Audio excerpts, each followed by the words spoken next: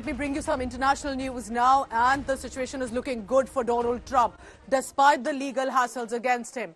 The Super Tuesday, where many states actually start voting and en masse. This is not the main election, but ahead of that, where there is a sign of who looks as a front-runner, and Donald Trump is winning most of them.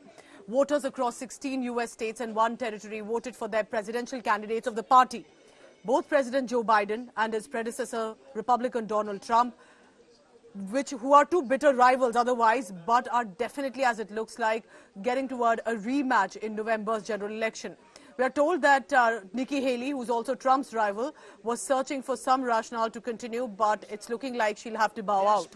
Former U.S. President Donald Trump has won big in Alabama, Arkansas, Massachusetts, North Carolina, Oklahoma, Tennessee, Texas, Virginia, and as counting continues in other states as well. On this point, it looks like that for the Democrats, Joe Biden is also dominating their presidential primary in Massachusetts, Oklahoma, Tennessee, and other states as well. So for each of these parties, Joe Biden and Donald Trump look like heading for a rematch. Is laughing at us. The world is taking advantage of us. 3 years ago, we were at a level, we were energy independent. We were going to be very shortly energy dominant. And today we're getting oil from Venezuela. Can you believe it? And we're doing numbers on that oil. You know what we're doing? We're refining the oil. We have our refinery for that oil. It's really, I call it tar. It's not oil. It's terrible. We have real stuff. We have the only plants that can take tar and make it into oil, and that's what it is. It's a shame. So, President, what's your message to Democrats who are concerned about your poll numbers? My poll numbers, the last 5 polls, you guys don't report. I'm winning 5 in a row. And now let me welcome into this telecast senior journalist Lenka White, joining me from the United States of America, in fact from one of the states where the Super Tuesday also was in. Lenka, welcome to India Today's telecast. You tell me, what is the situation looking like first for Donald Trump? Because a year ago it appeared that Donald Trump is out and they'll have to find another Republican candidate. But he's been making one move after another and people appear to be supportive of him. Yes, you are definitely correct. A year ago, one would think that he will be done by one of these legal cases, right? We all thought, oh, he will not make it. He will probably end up in prison and stop campaigning. But hey, you know, everything is upside down. Donald Trump is winning. And we are all confident, more or less, that he will be the final nominee for the presidential elections in November. And that's a big deal.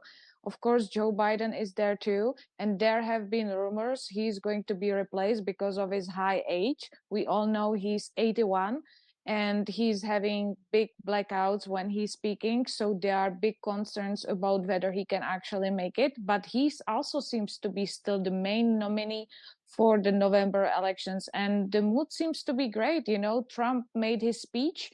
He thanked everyone. He was happy. He also urged everyone to vote and to stand against Biden. He calls him the crook, to stand against him, because otherwise the United States will decrease and go down in the world's eyes. Lenka, what is it then that despite all the controversies around Donald Trump, that many Americans, specifically in the red states, continue to believe that he is the front runner, he's the best that they have got? Which are these issues, do you think, pertaining to American voters that is clicking with regard to Donald Trump? Definitely immigration. Immigration is the #1 topic Donald Trump is leading on. He's strong on that. Everyone knows he has been strong on it in the past as well. So you have a huge security in that and a huge confidence. Also, of course, he's pragmatic. You know, he's a businessman.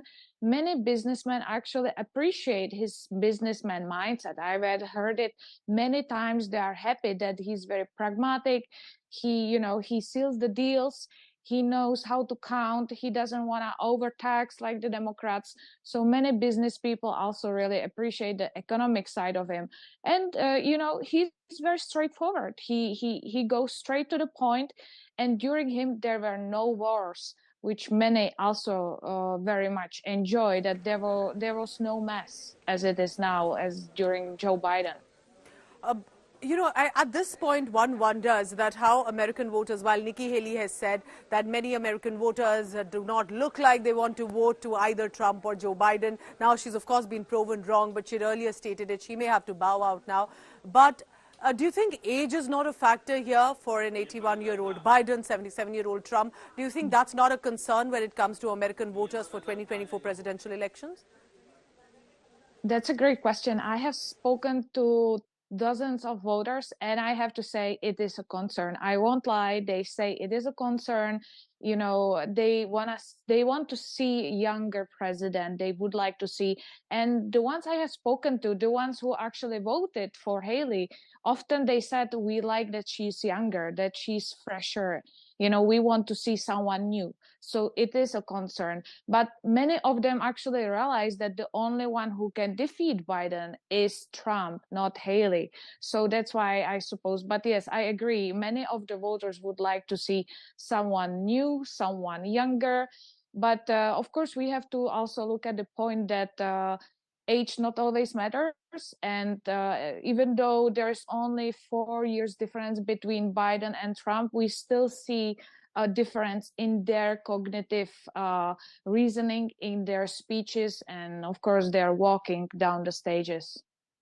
Also, one of my final questions here, Lenka, would be how do you see the elections coming forward? Do you think that because there are still legal hassles that are against Trump, so it's not just politically that he has to become one of the big candidates from the Republican side, but he'll also have to ensure that if and when he wins the elections, that he does not face a pushback, because then he'll want to get elected. He'll have many issues that are concerning America right now. And it's not just immigration. It's also about whether it's the shooting that has literally become a sort of an epidemic, the gun issues, the gun laws have become an issue which the Republicans don't want to think much of. So do you think there will be a lot of issues that Donald Trump will want to ensure are cleared by the time, if and when he does win?